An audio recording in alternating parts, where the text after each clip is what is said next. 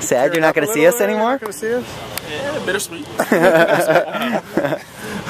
Yeah, so, you know, it just happened. How's it taking that senior picture with all those guys around you? It's fun, but trippy at the same time. You know, obviously, time goes fast, and you don't realize how fast it is until everything's done. We're coming to an end, so, you know, obviously now you realize how fast time does go.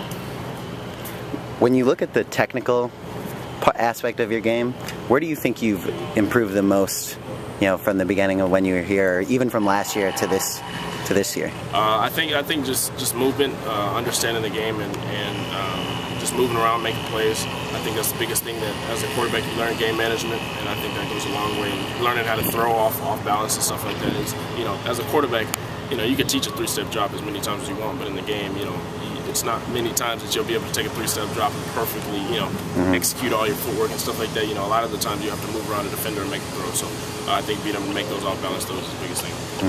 How much do you think your film in the Alamo Bowl will matter in terms of your overall NFL stock, or is it kind of just more about your body of work at this point? Yeah, you know, to be honest, personally, I really don't know, and I don't care.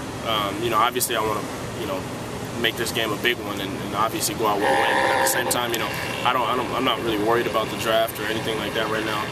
Obviously, we got to get this 10th win, and from there, then I'll be able to realize, you know, what's the situation and where to go from there. Was it easier or harder this year to ignore, you know, people talking about your draft stock? Obviously, probably harder just because you know, this year, you know, everybody, well, I would think everybody would know that, you know, obviously not many people did, but, you know, understanding that I was coming out this year, and I think, you know, last year was a 50-50, so, you know, some people would, you know, talk about it, some people wouldn't because they didn't think I was coming out. So this year, knowing that I'm coming out, you know, everybody wants to talk about it and be a part of the conversation. Well done.